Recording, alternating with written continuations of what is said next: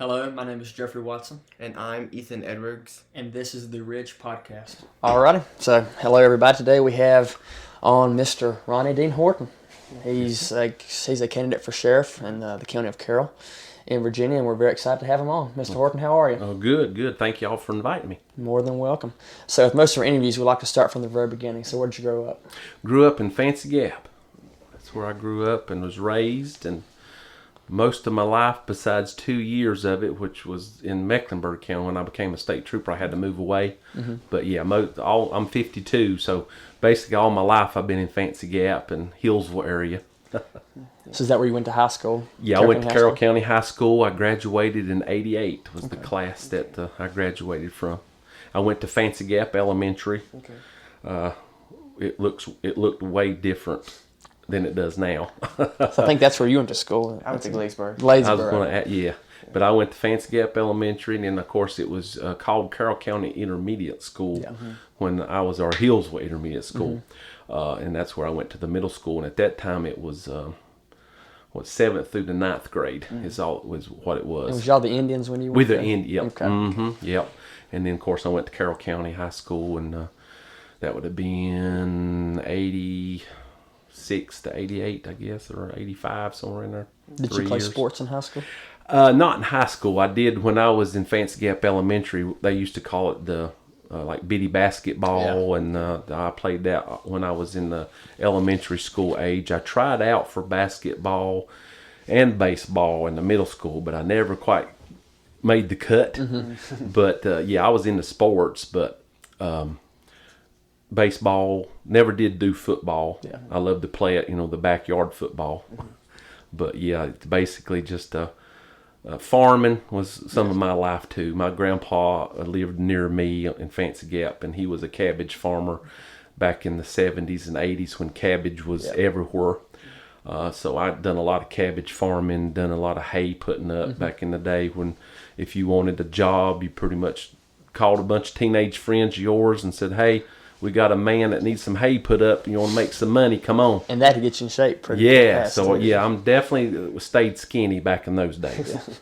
But yeah, that's basically this farming and some sports, but that didn't make it in the middle and high school. So that's when my grandpa started getting a little worse off in the 80s. So I helped him do a lot of cattle farming and fruit farming stuff, vegetables. So. Were you big into academics in school? Yes, I should have. Looking back, I should have tried way harder, and that's what I tell people looking back. My mistakes. I wish I'd have done a little bit more academically, because I'm sure I was capable of it, because my mom and dad used to tell me that, of course, but I didn't listen.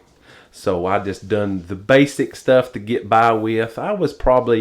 I made A's and I made B's. I made some C's and some F's and D's, but I was probably a B and C student, probably average. Took the carpentry classes and building trades I was interested in back in them days in the high school and middle school. And they're still very big up at the high school. Yes. They have very good programs. And I've got, my youngest son is 11, and I am pushing. He's very big into hands-on building stuff. He can create stuff with art and wood. Yeah. So I'm trying to encourage him, push him that way towards trade. Yeah, because I think we're losing a little bit of that. Yeah, I agree. Mr. Carpenter at the middle school, the ag teacher, he's wonderful. Oh yeah, we have one of the best ag programs. I'd actually heard about him and heard that that's some of the best there. So because he has students welding at 7th grade. Oh yeah, running the shop. Yeah, really actually welding too. So it's pretty impressive. Right. But yeah, Carroll County is very. And I think Carroll County is always, even I know when we were in school in the 80s. Always had a big trade program, the auto mechanics. Yeah. Oh, that's still there. Yeah, Mr. Goad was very great, and then we had Mr. Hurst that was doing the masonry classes, and he was very good and taught good. And then the carpentry was Mr. Turman, and I had all those, and it was very good. They were actually that in their profession, teaching it in the high school. So I think Carroll County's blessed to have that. And we need doctors and lawyers, but we really need hands-on people too, people who know the trades. Yes. Because in the next few years, that could be and really high-paying job. Of course, I'm older, and I can see that now. Yeah. everybody wants to be that, and that's fine because we're going to need them. But I think we're losing the carpenters, masoners, electricians, plumbings, and hopefully we can get that back with people that's interested. Yeah. So, did you have any teachers that really touched you in high school? I know one of the impressionable was way younger when I had her in kindergarten, and also she transferred to third grade. And Miss Easter, she was from Fancy Gap. Her husband was a pastor, preacher, and he actually was he was one of the ones that built it and founded the Independence Baptist Church over on Stable Road. That's where the church I grew up in. Very influential at that time and still is. But she was one of the teachers I know that, because she was very stern and she was strict, but looking back now, it actually was helpful to have that. Yeah. And another one, pretty much I compare her with, I can't remember her name, but she was in middle school and she was the English teacher, and everybody did not want her. But she, looking back, she helped me where I'm not saying I'm the best at English, and my wife would tell you that I can't spell too good, but she taught me a lot by being that strict teacher. And looking back now, I can say I was blessed to have teachers like that.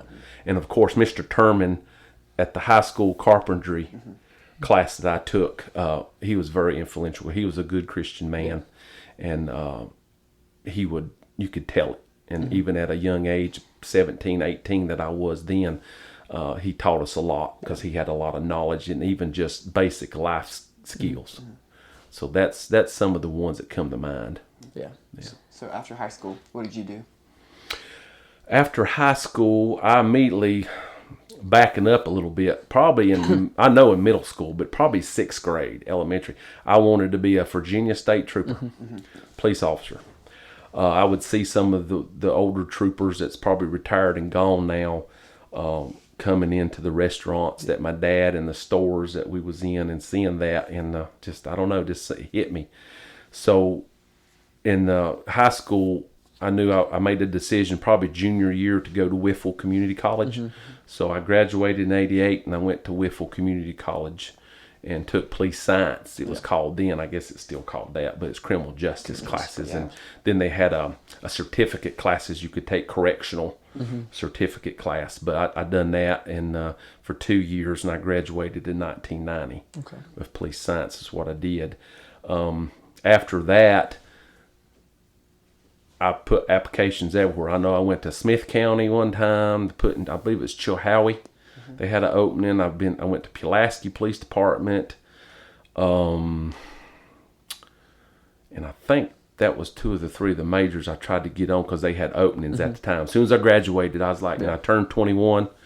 So, of course, every time I'd get the excuse, I'd make it to the interview and do the physical agility test that they made you pass. I'd get through all that, but it was always, hey, thank you for putting the application in, but we need more experience. So I'm like, well, how am I going to get experience unless I get hired? And I remember one guy, he was a detective for Pulaski at the time, and me and him had to ride in his undercover detective car up to the Pulaski Armory, the National Guard Armory. And I guess they still have that training facility there, still the firearms facility, but he made me run the 1.5 miles up, and he told me, he said, hey, you ain't got the experience now, but keep trying, keep pushing, because that's what I did. So I did do that, and finally I made it to Consolidated Glass. It's Guardian now, but Consolidated Glass I worked for a couple, 3 years and made supervisor there, and they were begging me to stay, but Dick Carrico was the sheriff of Carroll County then, and I'd had an opening for a dispatcher. So I immediately put in for HIT, and I got it. And never will forget going to the mailbox and seeing the letter from Sheriff Dick Carrico, Carroll County Sheriff's Office. I said, oh, here it is. I opened it, and he was offering me employment as a dispatcher at I forgot the wage at the time, but it wasn't much. It's like maybe $12,000 and something a year. So that your foot in the door, right? Right, got my foot in the door and started that. And of course, I was a country boy, worked southern states and cabbage farming, and also going to the dispatching center with 7 fire departments and 3 rescue squads at the time, and we took all of those. We took all the sheriff's office calls. We assisted the state police at the time. A lot of stuff going on, and I was overwhelmed. I'll just be honest with you for a while, but I had some good influential people that was working there and helped me and mentored me. Yeah. So that's basically how I got started, and I worked there under Dick Carrico for his term was up, and then Sheriff Warren Manning got it. So between those 2 sheriffs, they were some influential people too, because they kind of taught you a few things, good or bad. It was good as far as being real hardcore to nice, if you know what I mean, and it was real good looking back. But I went to the jail under Dick Carrico, promoted me to deputy sheriff at the jail when we had the local jail, and so I did that for a couple of years and got certified in that. We had like anywhere from 175 to 200 some inmates at a time up there in that local little jail now. And I've heard a lot of stories about the jail. Can you tell a few of those? Well, looking back, we've got flooded one time. I remember another deputy, and he's retired law enforcement, and then another one is still in law enforcement. Me and him was working the jail one shift, and all of a sudden we was sitting down there, and of course all the women were back in the back at cell, and then we had all the left side and the right side with their men, and all of a sudden we heard something, water running. We was like, where's that coming from? It got louder and louder. Next thing I know, it was a river coming down the steps, because you had to go up a set of steps to get up to the jail where the men was locked up in the holding cells, and they had stopped up the toilets and trying to cause a ruckus over it. Something because at then they used to be allowed smoking in the jail. Well, they took it away. Made it a law you couldn't smoke. So they had a ruckus on that. So they thought they would protest and put all the sheets in the commodes and flush it, and it flooded. So we had to. Me and the other guy was actually a volunteer at Hillsville Fire Department also during those days. So we went down and got our fire boots and put them on, and we had to go up there and stop it. And so that's something I wanted to ask you about. How long did you volunteer at the fire department? Let's see. I started in '94. It's when I became a volunteer, and then I got hired with the state police in '97. So for about 3 to 4 years, I was a volunteer. Okay. Then, of course, when I got hired as a state police, I had to go to the Academy in Richmond. So I quit the fire department because I wasn't going to be around. And so there was maybe 2 years while I was gone as a state trooper. And then when I came back in 2001, I rejoined the fire department as a volunteer. And so probably another 5 or 6 years. So altogether about 8 or 9 years I was a volunteer for Hillsville Fire And did you volunteer for, I was about to say Hillsville. Yeah, Hillsville Fire Department is what I volunteered for as a firefighter. Do you feel like that experience working as a dispatcher and as a deputy sheriff translates over into being a volunteer firefighter? Oh, yeah. They all work together. Dispatchers, you got to have communication, whether you're in EMS or fire department or police. Communication breaks down, you ain't got nothing. So it's definitely, dispatching taught me the way my phases of my life happened. Dispatching taught me how to have a stressful situation. Even though I was on the phone and wasn't there, you still had to deal with, I remember some nights I would have a phone up to this ear, talking on the radio to my deputies, and then the town police get into something, and then the state police calling me saying, we got a pursuit with a trooper. And then you get a rescue call. Because it was just one dispatcher. Oh, yeah. At that time, 911 was getting ready to come in when I got hired in '92, but it hadn't been done yet, completed. So they were just hooking up everything, getting the 911 addresses. So it was just one dispatcher, and so it was. I remember being a lot of hectic stuff. We talked to Deputy Sheriff Jason Newman. A few weeks ago, and he talked about how his experience as dispatcher helped him when he eventually went on the road. And then even going to the jail, that helped me one-on-one talking with the inmates. Because again, really, and I'm not perfect and wasn't perfect. I'm not saying that I didn't do some, teenage stuff. But that's really the first time I got one-on-one on somebody that really done something, why I say bad. Yeah. So I got to talk to some of the inmates and got their respect. And learning how to do that just because they're in jail and you're not, don't mean you're better than they are. Yeah. So it taught me a lot about dealing with people, either they're on the good side of the fence or the bad side of the fence, so to say. And when I carried over to the state police, I remember doing officer survival as a new trooper still in the academy, and the troopers then that was doing the instructing said, "You've been in law enforcement before," and I was like, "Yes, sir." Why? Because you know how to talk to people in the scenarios. We could tell you was law enforcement. So all that, the dispatcher teaching me about stress and communicating, and in the jail helped me learn how to deal with those people one-on-one, because we had to fight them when they come in. We had to deal with them, and a lot of times I'm more about talking to you and say, hey, it's okay, calm down. Try to do it that way, but sometimes you have to go hands-on. But yeah, the stages of my career helped me with the next step. So yeah, definitely. So, to loop back, how long did you work as a dispatcher? Dispatcher was from 92 to 94, so about 2 years, a little over 2 years. And then in 94, I remember getting the offer where they one of the jailers went to the road, what I call road deputies, and it was kind of the way you promoted back then, and it opened up a jail position. So I was interested, because I was all about getting a badge and getting a gun and getting out there and patrolling. That's what I wanted to be as a police officer.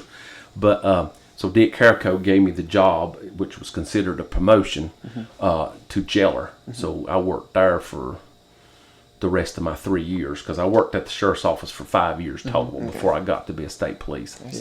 So what was the decision like moving from the sheriff's department to the state police? Well, like I said earlier, I always wanted to be a state trooper, even when I was little. Even when I played it with my brothers and all that, my cousins, I was always the police officer. But I was trying to get there, and finally the opportunity came. That was the first time was in 1995.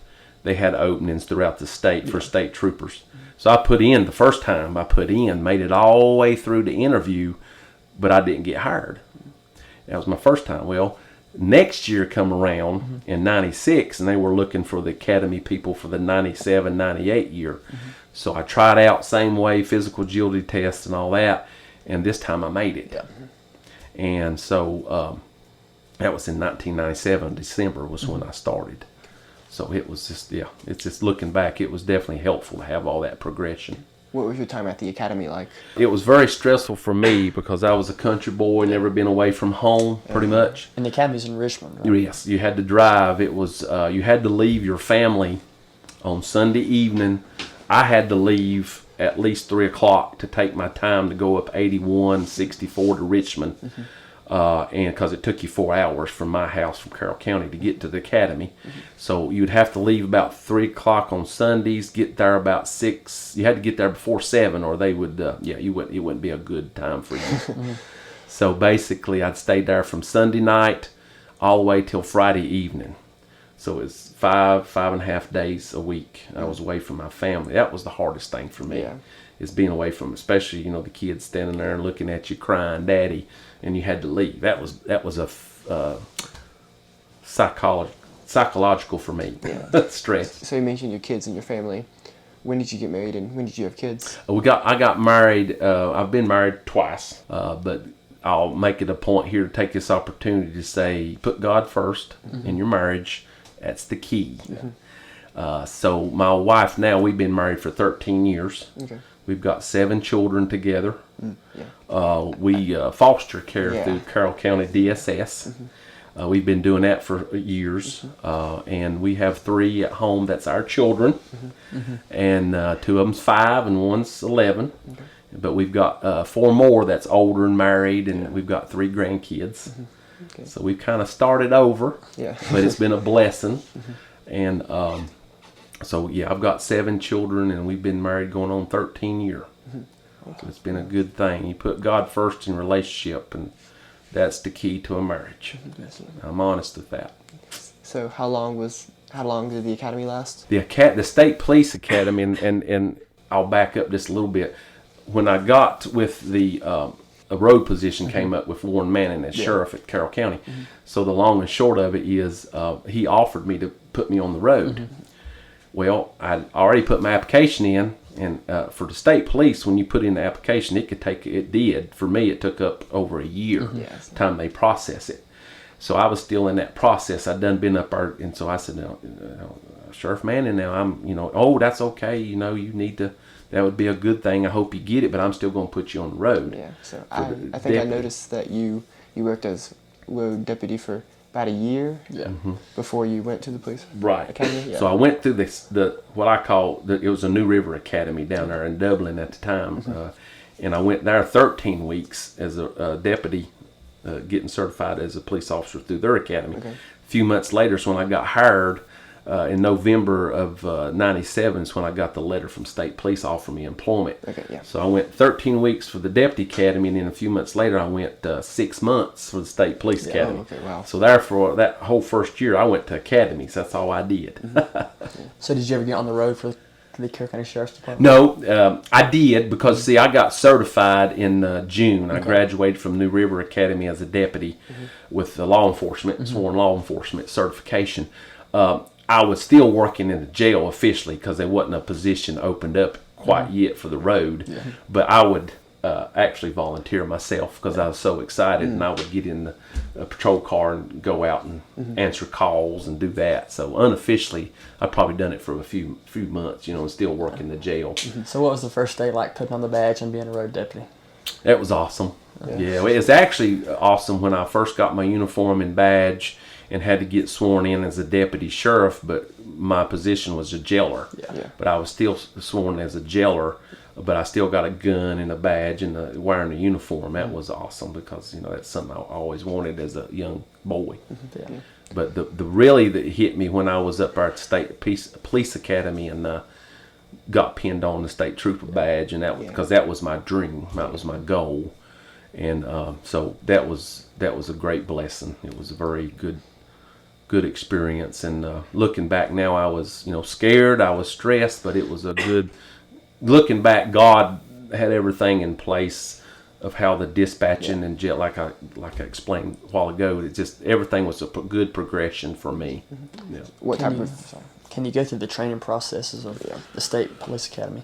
The state police was, I forgot how many hours. They had it broke down so many thousands of hours of instruction. But basically, when you first arrived, they, of course, got you, it's kind of a militaristic type of training. The state police used a lot of militaristic marching, in line, in step, making your bed up, inspections, shoe shined, all that's creases in your. At that time, we didn't have uniforms. We had to buy our own the Dickies, the Dickie work pants and Dickie shirts, and it was blue pants and gray, and everything had to match. You had to have black gloves. You had to have blue toboggan. So a few weeks was just getting you oriented into that structure. Yeah.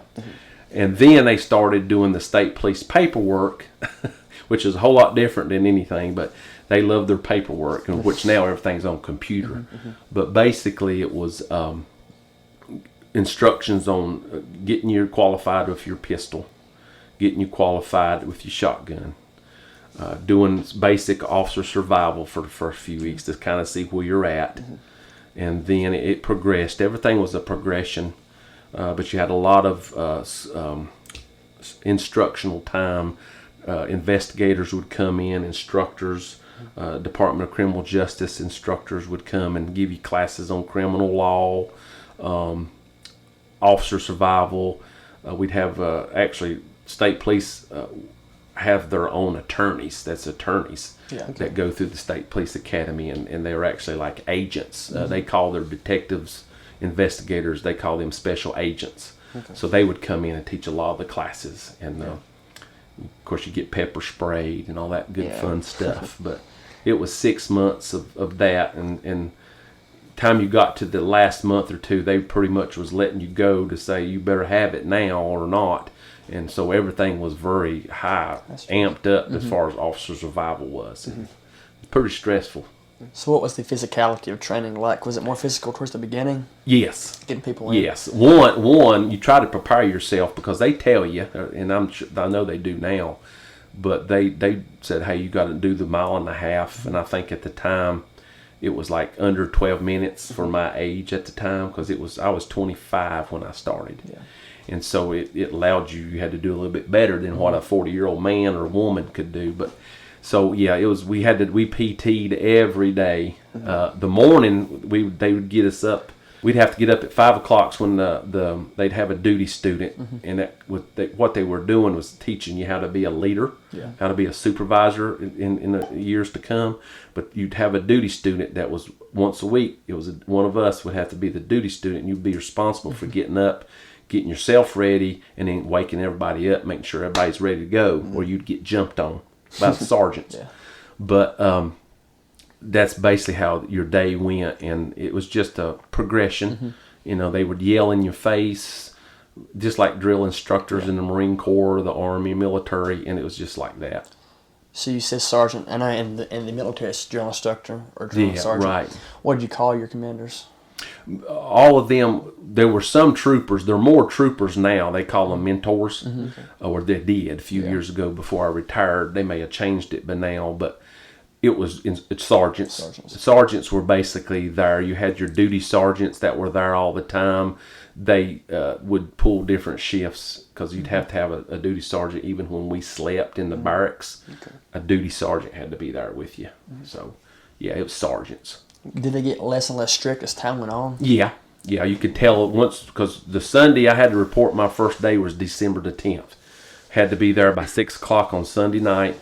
I drove the 4 hours, got down there, and they were waiting for you in the parking lot. There was like 10 of them. I never forget, get out of the truck, and yelling and screaming and, all that. And you were in suit and tie and all that, and they'd make you do push-ups and jumping jacks before you even got to the room. Well, I got to my room, and they finally, you had your name, and you knew who you was going to, you had 3 of us. One had to sleep on the top bunk, the other one in the bottom bunk, and the other one was on another side bed. Little bitty room with 1 bathroom and a sink. So you shared it. So I got roomed with these 3 guys, and we was unpacking, and we was already sweating from just arriving and them yelling at us.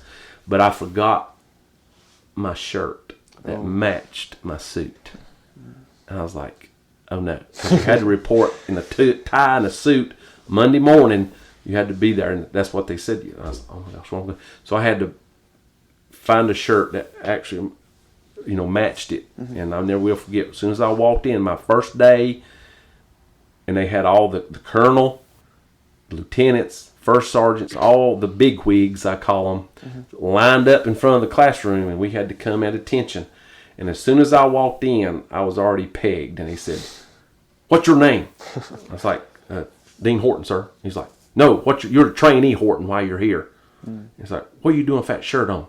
You need your jacket. I said, okay. So I had to go back there and get my jacket. So the first day, hadn't been there 5 minutes, I done got yelled at. Yeah. Did you forge any relationships while you were there? Cause yes. You're going to be working with these guys. Yes. At the first few weeks, you don't know each other. They came from, I know we had some from New York. We had one from Pennsylvania. Some of them was from Southwest Virginia, too, out our way. But most of them was Richmond, Northern Virginia. So I didn't have a clue.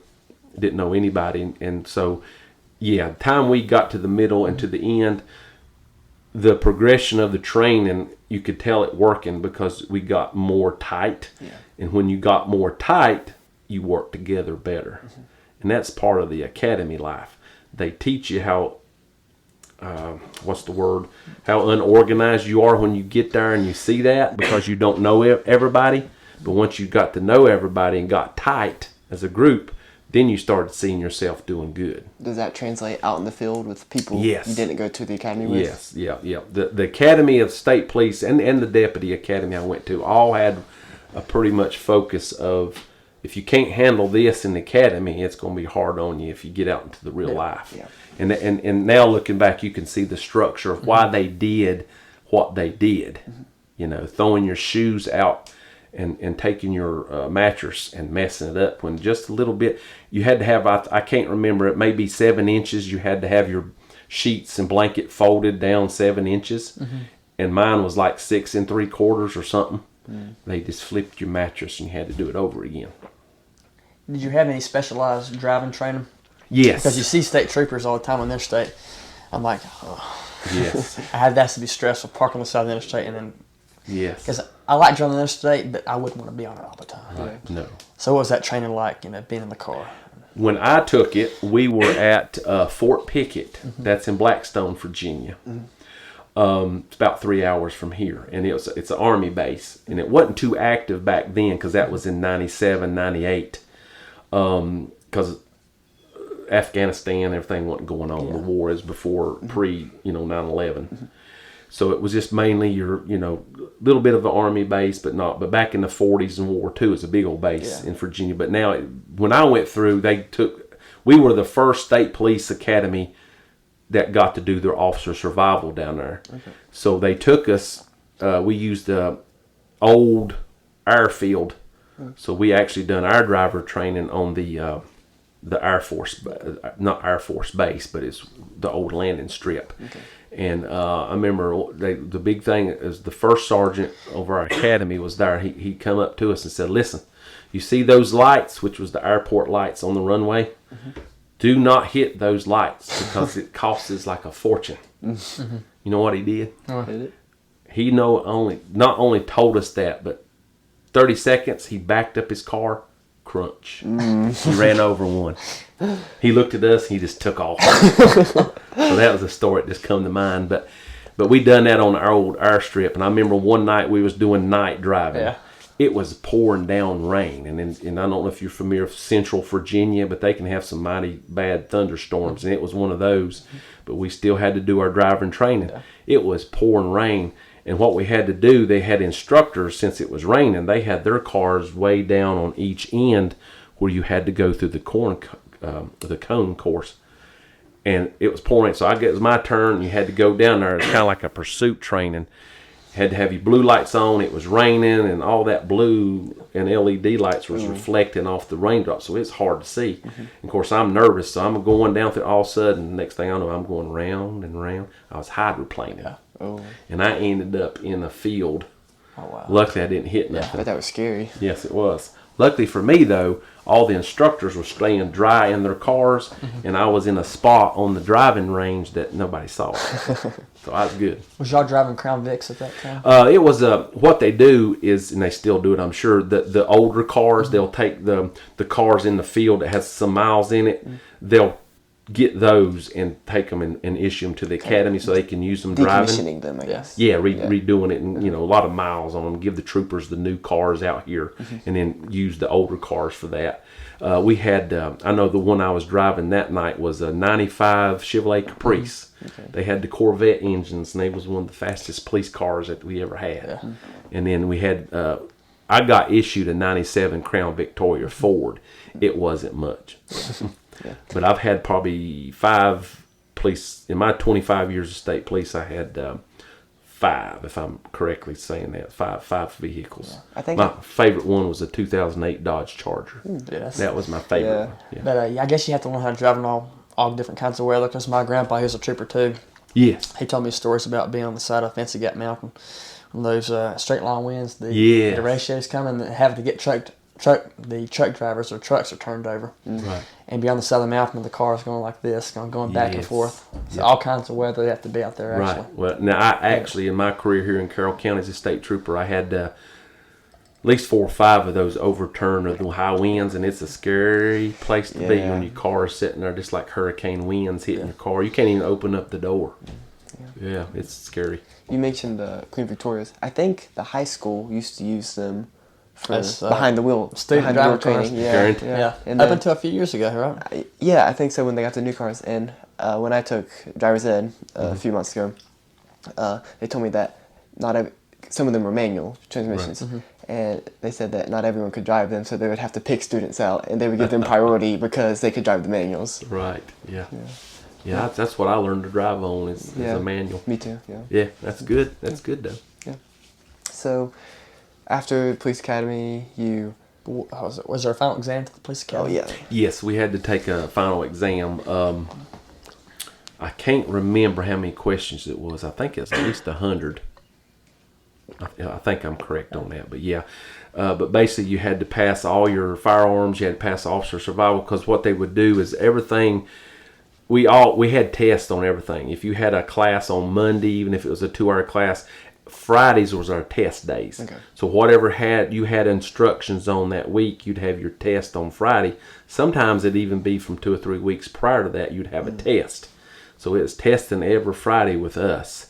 and you had to pass those tests. The DCJS questions, or Department of Criminal Justice, they're overseers of that. You had to at least make a 70 Yeah.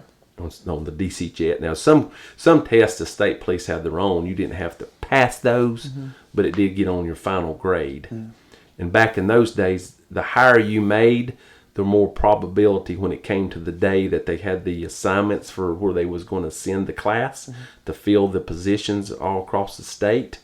You got the higher you was, the better grade you had, the more chances you might get what you wanted. Yeah. Okay. So that's another reason I wish I'd really done better in high school. So, did you do well on the final exam? Yeah, I think I was trying to think when you was asking that question. We ended up we had like 78 people were there to be troopers. We graduated 54, so we lost like close to 30. The attrition rate. I think out of 54 that graduated, I was ranked. It was 18. Okay. 18 or 19. I'm thinking. I don't think I'm Closer to the top. That's impressive, yeah. I know at the Naval Academy they let you pick your ship. Did you get to pick where you wanted to go? Because Yes. I know they kind of make you leave your home, right, for a Right. few years. Well, the way they do it now, when I went through, no, you didn't get to come back. The main reason for that is because, especially out here in Southwest Virginia, 4th Division is considered from Carroll County all the way back to Lee County. It's 14 counties. That's where the Whitfield State Police Headquarters is on 81 in Whitfield. Yeah. That's the headquarters for Division 4 State Police, and that covers Carroll County, Grayson County, and then back west. Yeah. Okay. Washington County, all those counties out there, 14 counties. So that was harder to get to this way because everybody came here to retire. So all the older troopers, like your grandpa, I knew him too. They stayed, and that was good. But now, unfortunately, with the times that we live in, nobody wants to be police officers like it was back in my day or even before me. So it's harder to find applicants. So plus they're trying to make it better for people to want to come to the state, because a lot of the older ones, even when I was a deputy coming over to state police, it was like, well, I don't want to go through their academy and I don't want to live away from here. Well, they're trying to make it better to get better applicants. So now you can actually get back, but it's got to be an opening. Okay. Yeah. So usually what they do is the people that came before you and more experienced trooper, it's been longer with the agency, gets their pick first to go back home, and then whatever is left, you get to pick. Okay. But I do know here lately there's a lot of people it's from here that's got to come back close. And I know they've shortened the academy times too, haven't they? Yeah, well, if when they do a lateral academy, which means if you've been a police officer, I think it's 3 years experience. And you're already certified as a police officer, you can do the 8-week state police academy. Okay, wow, that's a drastic cut down. Yeah, I know there's some here now that done that. They used to be sheriff's office deputy, and they got to be state police in 8 weeks, and then they came back to Wythe County, and then now they've transferred back. So yeah, it's improved. But back when I did it, I went to Mecklenburg County, which is down South Hill, Virginia. Okay. It's about 3 hours down 58 east, and that's where Kind of near Abington or farther? No, it's actually the other way, towards Danville. Okay, Going past Danville. Okay. It's about another 2 hours from Danville. Bugs Island Lake, a lot of bass fishing. Bugs Island. We Yeah, go catfishing there all Clarksville. the Well, time. that's where I had that whole county. Okay. Yeah, so that's where I had to do my first 2 years and a half with the state police. And then I got blessed and got back here pretty early back in those days. I just stayed away from about 2.5 years. So, Because I know my grandfather got sent to Amherst County for Right. 5 years. Yes. So- And sometimes 15 years, and then they get back. But I got blessed and got back because some couple of them went on disability retirement and stuff like that, and they had some big shortages. so when you moved, did your family go with you? Yes. Were they receptive to that move? Yes. At the time, yep. Everything was good then. So you were able to come back? Yep. Were you happy to come back? You said you were there for 2 Oh years. yeah, I remember getting a call from my first sergeant in Mecklenburg. He called me. It's evening time because it was eating supper, and he called me and said, "Well, you got you got what you want, because he really didn't want me to leave because he hated losing people. Yeah. And so he said, "Yep, you got what you want." I said, "What are you talking about?" He's like, "Yep, you got your transfer. It's going to be effective February the 10th, 2001." Yeah. And at this time, I believe it was only like, it was 1st of January when I found it, because they didn't give me about 5 or 6 weeks notice. Yeah. But we was happy to pack up and Go back actually home. they come back here about a month before I got to come. And I was living on a mattress in our old house down there. I let them all come back and get everything going here and get everything set up with the school and daycare and get everything going. And I stayed back to finish up my time in Mecklenburg. So you got the state trooper badge, and you're now a state trooper in Mecklenburg. What was that first 2 years like? Was it like the sheriff's department at all, or was it a whole new transition? Yeah, and I've always had the mentality, I started at the sheriff's office, and we all do the same job, and I've always had that. And I think because I started where I started at, dispatching and worked up, I've always had respect for all the police officers. Yeah. Because unfortunately, I have run across some that thinks they're better, and I've tried not to be like that. I've tried to learn where I come from, and what the sheriff's office and being a country boy in the county learned me a lot of stuff, common sense, and then being with the state police. And for lack of better words, getting trained with the city guys and girls and the people I wouldn't really associate with, because at Fairfax and Virginia Beach, I had no clue. Yeah. And it's a different lifestyle. But that was actually helping me to talk and to be a better police officer. Need more exposure to. So, I look back at it as a good thing, but I look at it as... Because I'm sure people coming up the interstate, they're coming from all over the country. Well, and I didn't get to do a whole lot as a road deputy here as a deputy. Now, gelling and dispatching and being a Carroll County boy and in the fire department, I had the idea and I had a lot of experience, but really, until I became a state trooper and got my first assignment, back then you had to ride for at least 4 weeks with a field training officer. Okay. So I got assigned, and I couldn't do anything unless I was with him. And that's another influential person.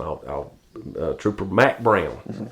He's from Lunenburg County, so he's probably in his 80s now. But he was very influential. He was one of those old timer troopers, and of course they told us at the academy, "Hey, don't forget what you learned here, but you're going to get your FTOs. They'll say, 'Now you forget everything. We'll teach you how to do it right.'" And sure enough, guess what he did?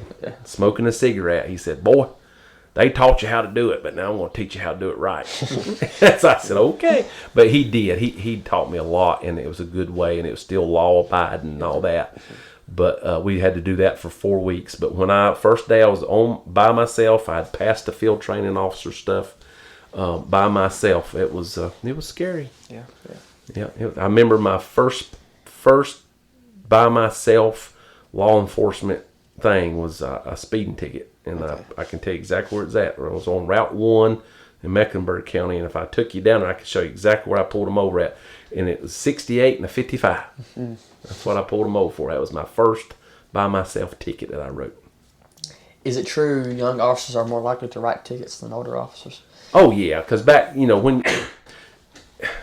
speaking for me, when I was young and I always wanted to be a trooper, you're excited. You're like, oh, yeah, I now get to be a police officer and get to do good. There is a difference, because I can tell now with looking back at when I first started with that 68 and a 55 speed limit ticket till now, retired and doing part-time school resource officer at 52 years of age with 32 years of experience, you learn a lot between there. And one is you learn some common sense, and that's, you can tell the people that need some help. And there's more times when you give a warning as a police officer, you're doing more good to that family or person than you would if you arrested them or gave them a big old speeding ticket. You start learning that. Back in my young days, it's all about, speed ticket. You shouldn't be speeding and all. But you start listening to people. You start like, hey, this is a person. This has got problems just like you do. And that comes from experience. And that it's a good thing. Just the progression and looking back where I'm at now to when I was younger, I can see, yeah, definitely, it's better. And did they put you on third shift when you first started out? Or? Yeah, you start out with you don't. I can't remember what shift I was started, but you work rotating shifts: day shift, evening shift, and midnight shift. They're different way. I think some of the state police in the other areas of the state work 10-hour shifts, and I think they still do here in Carroll County. Troopers do. They did when I left as a sergeant supervisor. They were doing 10-hour shift. So yeah, you still rotate shifts. Even as when I was a sergeant, the state police had a policy where they at least wanted a sergeant supervisor on a shift. So we had to work midnights every once in a while. But yeah, we worked days, evening, midnights. Of course, you never know. Sometimes you must have got off at 4 o'clock in the evening. You may get home at 10 or 12 o'clock at night if you got into something, a wreck on the interstate, or I've had criminal stops that turned in to be bad things and investigation, and it take you on into the night. So you mentioned becoming a sergeant. When did that happen in your career? Started in 1997. At my 20 years as a trooper, I got promoted to sergeant. Okay, so and that is where you have to put in for the they advertise as an opening with inside the agency. I actually never happens much, but I got blessed that an actual sergeant retired from the Galax State Police Office that I worked out of. Okay. So it was in my home county where I wouldn't have to move, because a lot of times the state police, if you want to get promoted, you'd have to take a promotion somewhere else. Of course, they pay for your move and all that, but it happened where this position came open. Everybody's like, the first sergeant at the time, he's no longer there, but he's like, you need to do this. You've been here for 20 years. You'd be a good candidate. And of course, he promoted some other guys too, so he was fair about it. So we all put in for it. I got the interview. There was 5 of us. We had the interview in the panel, about a 30-minute interview, and then you had to take a test too. And so I got promoted, and it was in March the 25th of 2017. Okay. So at 20 years as a trooper, I got promoted to sergeant, and my last 5 years was a sergeant. Okay. Yeah. Now, when you first came back to the area, were you all at the county line office, or were you all on Glendale Road? When I come back, they'd already moved to the Glendale office. Yeah. Okay. Yeah. A lot of people don't know that. They used to be at a... Well, see, I didn't either till I got to come back, and that's what, hearing stories of the older troopers, they said they started at the county line, where the county line is. Yeah, I always thought that was interesting, going there and stuff. So, you came back to Carroll. What was that like? You moved away. Right. You got your experience, now you're back as a state trooper. Yep. Did you work with I'm sure you work with the Carroll County Sheriff's Office. Oh, yeah. A good amount. Well, that was good, too, because when, I was with them for 5 years, and the same deputies, same dispatchers, same people were pretty much there. So when I came back, that made it good because I knew them. Yeah. I'd done work with them a lot, and that helped in a lot of circumstances. It actually helped in the county, too, because we had such a good relationship that they'd call us, say, hey, we got a warrant. You want to go help us? You're the trooper working midnight, so you want to go help us? Yeah, we'll go, and helped. And we shared information. That helped too. Sharing information. Hey, we got this. You may want to look out in case you see it, in case you spot it. So that's very important. So that helped me in my law enforcement career here in my own county that I lived in and was raised in, and raising my children in. That's important. Yeah. So it helped me. I loved it. It was exciting because I was comfortable already knowing the other agencies: Hillsville PD, Galax PD, Grayson County. I mean, nothing for us to meet in Galax on a midnight shift and have a couple Grayson deputies, Carroll deputies, and me as a trooper, and Galax PD, and all of us sitting around talking, and you found out a lot of good stuff that was going on in each jurisdiction. Yeah. And I remember a lot of times it would actually, whether it be a week or a month later, I'd pull somebody over and say, oh, I remember that officer telling me that. Oh, I remember that deputy. And, you you got a lot of criminal stuff out of that, because if I didn't know it, I may have just wrote the ticket and let them go on down the road. But since we shared information, so it's good. Yeah. Now, for troopers, do y'all stay mainly on the interstate highway system, or do Yeah, y'all go mainly to the counties? Yes, sir. I'm sorry, I didn't mean to interrupt you. Oh no, you're fine. Perfectly fine. Virginia State Police is still a little different than the Highway Patrol, and the difference is the state police agency, which is not many left in the United States. they still do criminal. They have investigators. They do criminal work and traffic. But majority of a state trooper's life is traffic. Now, I do know, speaking from even Mecklenburg, where I worked, we would get all the accidents. Anything having to do with a vehicle pretty much called state police. So that was our main thing. But, you know, we'd have times, you know, doing traffic stops, you find DUIs, you find drugs. So you get a lot of training in that drug interdiction, which I took a lot because that was one of my interests, one of my passions, if you will, is driving under the influence of alcohol or drug. That was I won about 7 MAD awards and stuff too for that, and got recognized. Not bragging, but that's just it's my passion. Yeah, it's great. And of course, a traffic stop, people's like, well, I just got pulled over for a dangling object or a taillight out. But a police officer, if they're doing a good job and going beyond the traffic stop, that's a reason for us lawfully to pull you over. And I got just pulling over for like on nighttime, pulling a headlight over, they were drunk or they had drugs. And if I hadn't have pulled them over for that, they'd have went on down the road. So it's very important, the training and experience that comes into play like that. And do state troopers initiate traffic stops too? Oh, yeah. Of course, you know, radar. Back in the day, state troopers were the only ones that had radar. Yeah. Okay, I didn't know. Now it's everywhere, and all the local agencies is getting them and all that.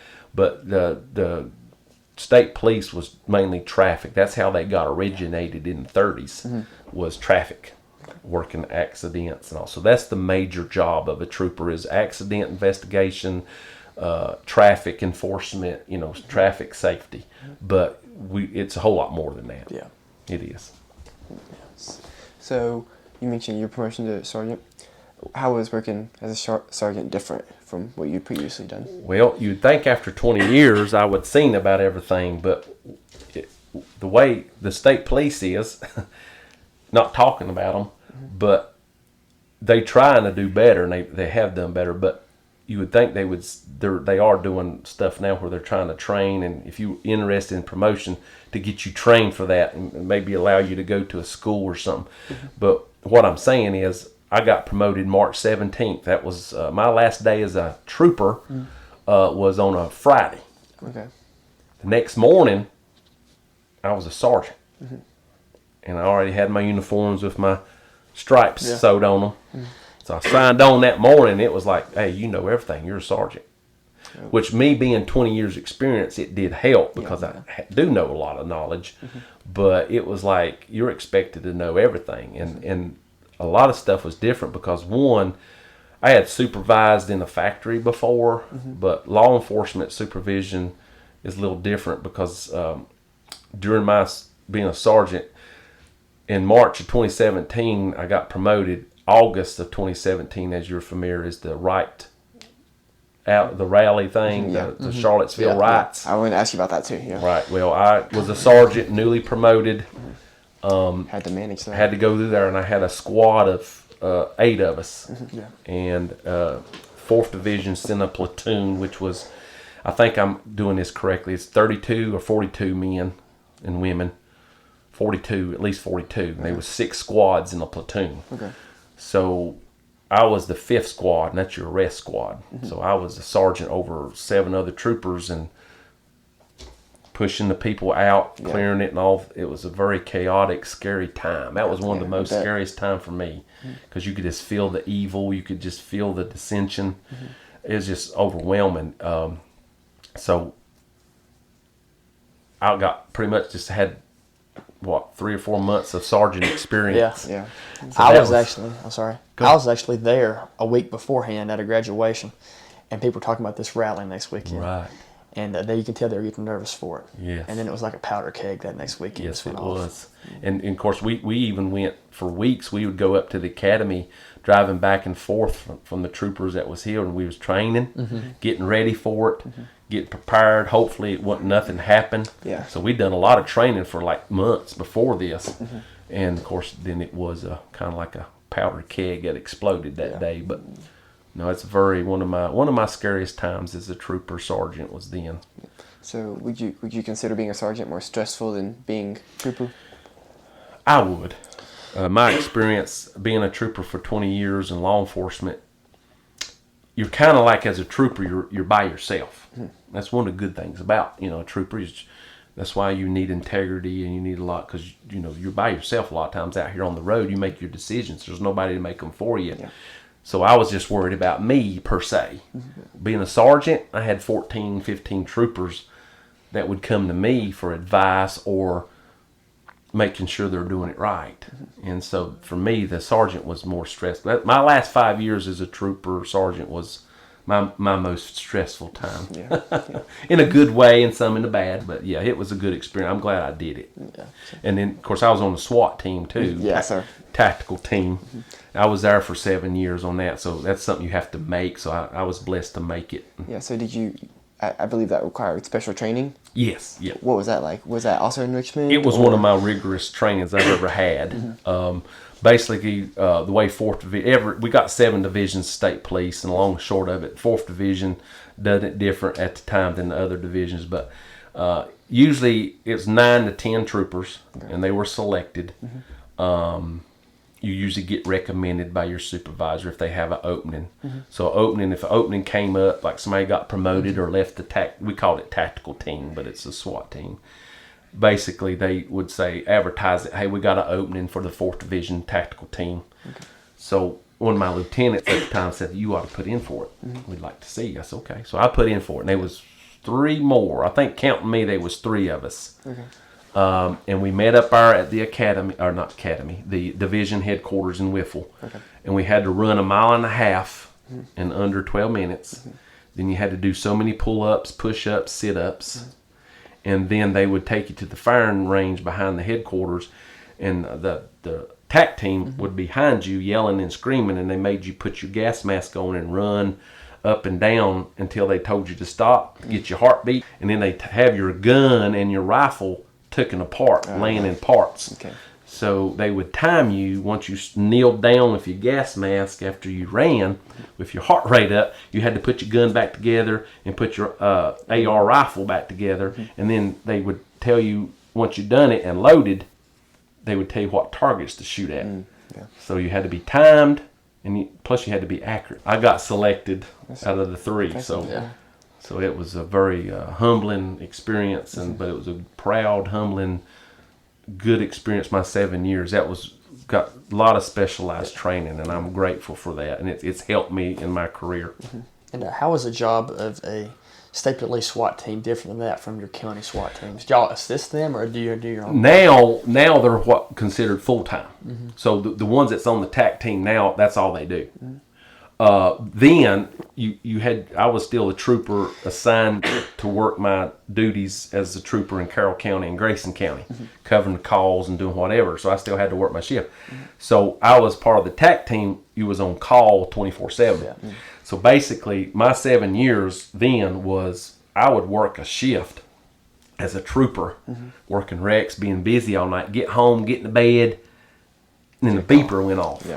Back then, they was beeping. And it gradually changed where they just call you at the house, and dispatcher wake you up and say, hey, you've got a hostage situation barricaded in Scott County, which normal driving would be 3 hours. Well, we'd make it in about 2 hours, or maybe an hour and a half.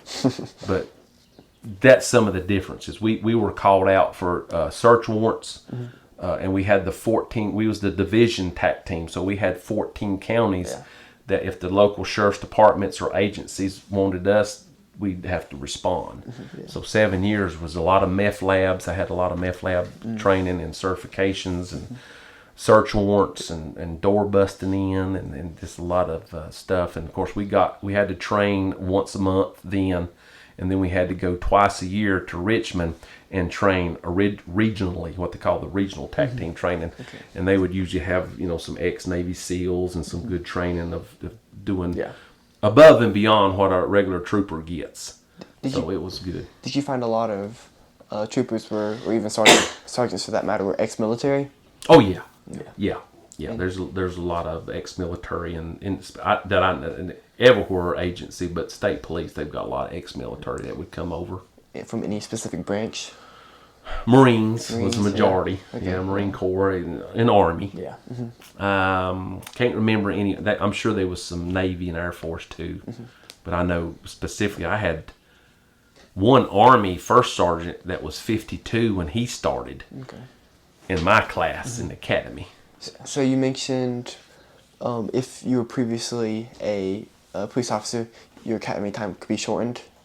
Does that also apply to military experience? No. Okay. No, they just started what they call it, and I guess they still have it. I'm not real sure if they still. I know they've had 2 what they call lateral academies, which means if you're a police officer, and I think it's not changed. It might have changed, but then when I knew about it, you had to have at least 3 years of experience as a police officer and be certified as a police officer in Virginia.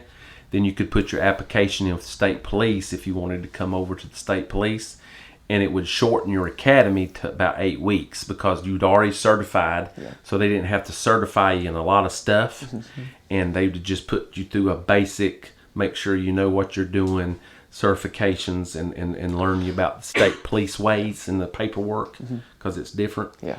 Then that's why it's shortened. Were those academies more competitive to get into? About the same, About the same. because I was actually up there. I done a lot of. I was a field training officer too. Once I got some experience over the years, and I'm a general instructor and DUI instructor and radar instructor. So I'd go up to Richmond a lot and help teach the new academies. And so when I was up there, I was one of the first lateral programs that they started, and I happened to be up there when a lot of them was coming in. But basically, it's the same. It's just shortened. Instead of going through 6 months, you got to go through 8 weeks because you was already a police officer. Do they have multiple classes going at the same time? Because they in boot camp, they have multiple groups going. And if somebody fails a certain part, they can recycle. Yeah. When I went through, I started actually in like I said, December of 1997. But they had a class before me that started 3 months before. And then when we started in December, in March, they had another class behind us. So one was graduating, and then we graduated staggering. Yeah. So that way, I knew some troopers that sprained their ankle, something happened, and they'd have to get out of the academy class, but then they'd recycle them once they got better. Yeah. Okay. Yeah. And to go back a little bit to the SWAT teams, if you got a beeper while you were on call, when you were doing your shift, did you drop everything you were doing and go to your SWAT team duties? There's several times that I was actually working my regular shift and the beeper would go off, but usually what they do, if they knew I was working, they would holler at you on the radio and they'd say, hey, you got a call and meet up here at division headquarters at such and such time.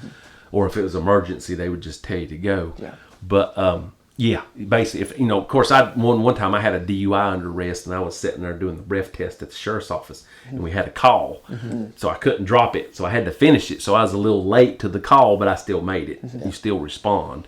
But yes, to answer your question, many birthday parties. It seemed to always wait till anniversaries and birthday parties.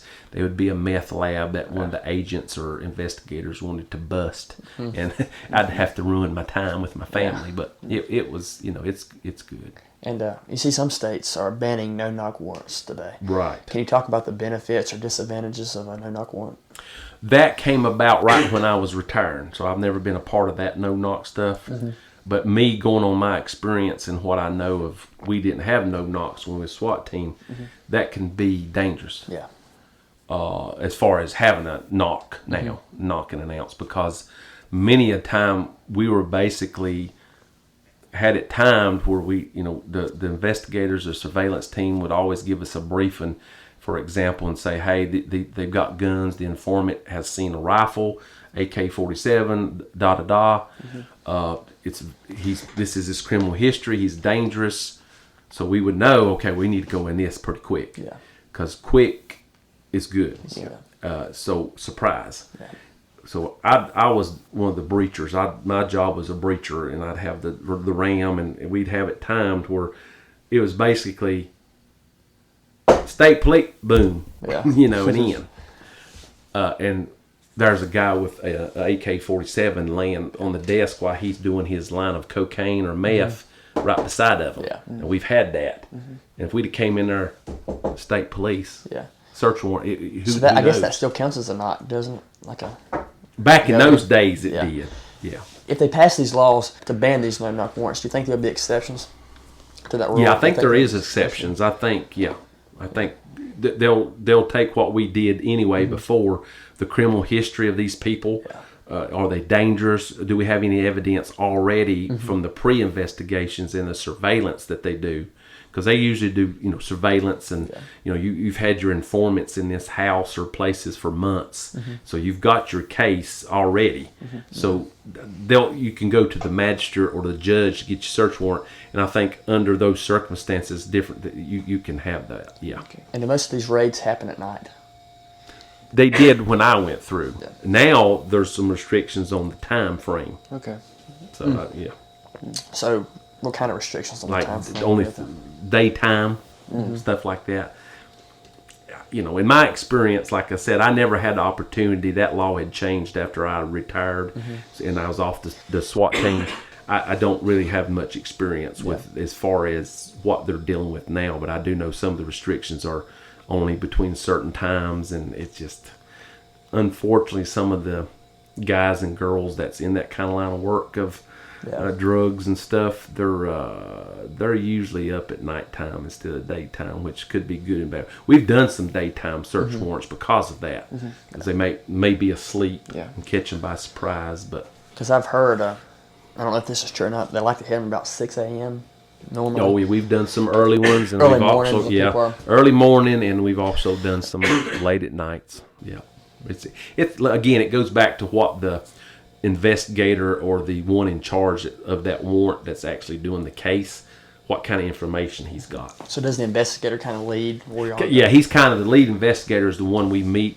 Usually they would say, hey, like if we had a good heads up, it would be like at least like today, be in Lee County or Scott County by 6 o'clock tomorrow at the regional jail or the sheriff's office. So we would have time to get our stuff together, get there, and then they'd have a briefing. Yeah. And we'd brief like, this is what we know, this is what we don't know, here's pictures of the house, and stuff like that. I don't know if you've seen the show Cops. Oh yeah. But they there's another documentary series where a camera crew follows a SWAT team out of Dallas, Texas, and you kind of get to see that process of them. It's a real SWAT team. I've seen that one too. I thought that was interesting. And they got clips on YouTube and stuff about it, but you kind of see they have the meeting where they go in, and the investigators talking to them and telling them where they go and kind of what the case is about. But, So you mentioned being briefed beforehand. Were you anxious at all before performing? Oh, yeah. You was anxious when the beeper went off and you seen the message, and you called dispatch, and they'd kind of tell you what they whatever the investigator said, that's what the dispatcher would tell you, and be like, okay.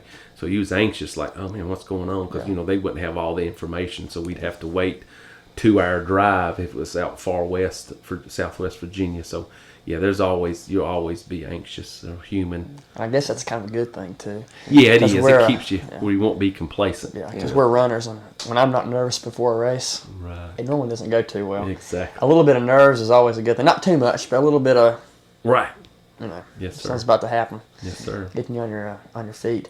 When y'all drove up there, and the SWAT teams, did y'all ride in the big black kind of boxy vehicles, or did y'all go? Yeah, when I first started, we had the big. I believe it was an 80-some model, big armored, bulky thing. It didn't even have side stuff.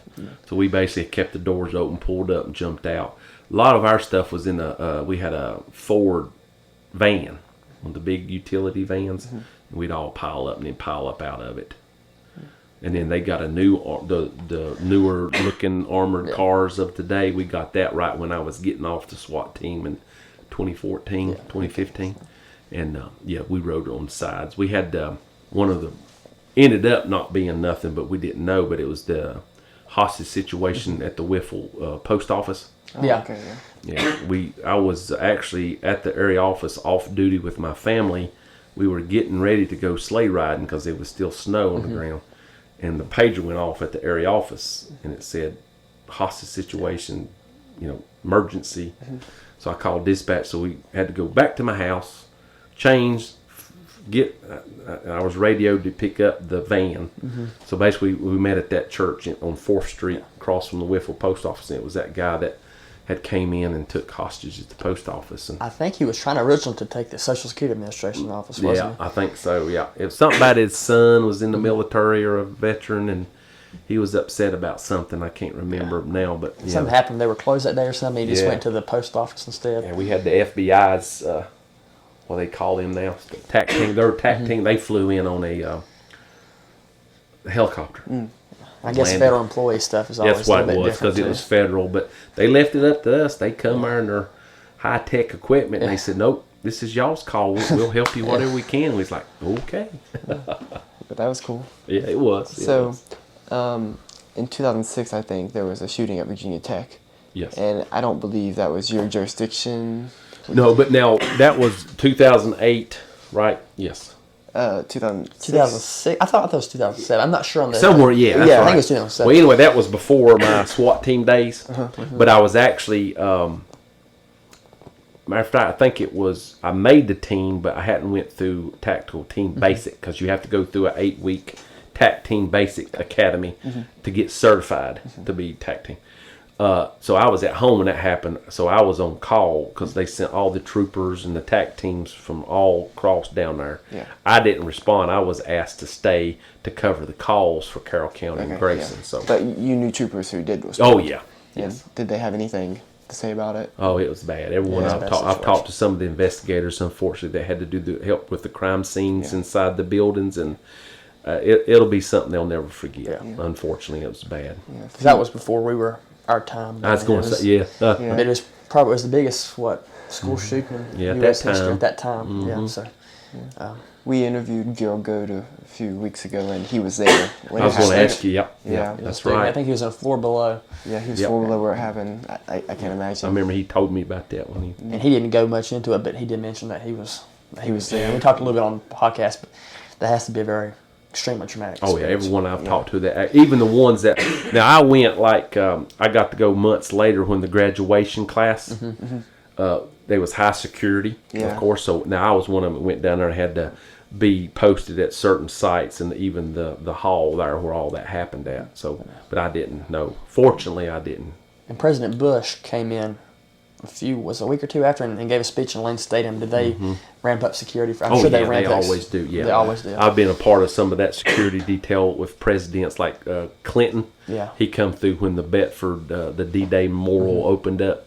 We had to line up from Roanoke Airport, where he flew in, all the way from miles 460 to the D-Day. It was like hundreds of troopers and everybody. I have a cousin. He's a Secret Service special agent, and he doesn't even do presidential detail. He does financial crimes and stuff throughout Roanoke, but he had gone a lot of presidential stuff, especially overseas. And it's just the headache about it. And I mean, how they had to get there like a week in advance and get stuff settled, and just massive amount of. The governor, the state police has the security detail for the governors. Yeah. TAC team, we had to do a lot of, even the presidential candidates coming in. We had to be their security and help with that. So I got to be experienced with some of that planning. But when I was a sergeant, the first sergeant was gone. The other sergeant was gone. I forgot why, but I was the only sergeant that week as a supervisor. The governor picked the time to come to the furniture factory and tour it because they were promoting something in Galax. Yeah. So the state police team that's over the protection of the governor, his sergeant called me and said, "Hey, he's coming in 2 days. What can you do?" So I had to plan, and I had to actually do some of that planning for him to get extra troopers and extra deputies and stuff to help with the traffic control and all that stuff. So. Yeah, just that, the governor was a headache for me. I can imagine what it's like up in D.C. when he just decides we're going here, here. Because I forget which president it was, but I think it might be Clinton. Yes. When he decided he was going to run in the mornings. Right. And wouldn't tell people 5 minutes beforehand. He would just start walking out the doors. And so a lot of times they had to run in their suits 4 or 5 miles and dress shoes and stuff. The same stories I heard I've had some friends that was on the team for protecting the governor, and they said that was exactly like that. They might be running in their suit, or all of a sudden, like the wife needs to go somewhere, so they'd have to quit what they was doing and jump in the car and take her. Because these are regular people too. I mean, Exactly. Think about people around town; they just go and do it. Yeah. Exactly. I guess they don't want to stop that. So. Yeah.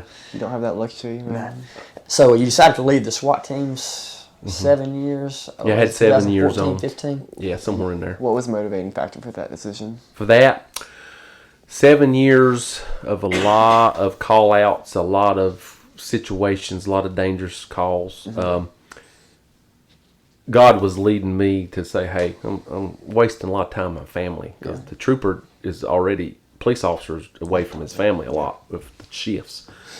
So 7 years, I was like, hey, that's good. I'm good. Yeah. You know, so I was like, I'm just going to go back just being an instructor and a road trooper and all that stuff, which is hard enough. Because like you said, it probably takes up a lot of time. It does. And then actually, emotionally and physically, being on the TAC team and stuff that, you know, I'm not saying I've been through it all, but just a lot of stuff that I've seen over the years and had to deal with, it gets to you mentally. And especially, you know, you've seen your kids grow up before you and you're like, I'm missing that, you know. And I've done 7 years. I think God was just saying, hey, it's time. Because that was another thing too. Being a trooper was my boyhood dream, but also once I got to be a trooper, another goal of mine was to be on the TAC team. Yeah. Because I had old magazines when I was younger. Trooper magazine, they used to do a trooper magazine, and I actually had pictures of the TAC team, and I was like, I want to do that. You know? So, yeah, 7 years was long enough for me. I'm sure. Yeah. Did being a trooper change the way you parented? Or saw teenagers? Even the police officer, period, I think people will agree it's being in law enforcement, even dispatchers and all, they're all important. I'm not saying that, but being a police officer like I'd been and everything, you have a problem of bringing work home. Yeah. Because like you said earlier, we're all human. Just because I'm a police officer don't make me different than you or anybody else. So I know if I had a bad day at the office, I would bring it home to the kids and the family. And I'm guilty of that. And I don't think there's no police officer or anybody could say it, even in any profession, really. Yeah.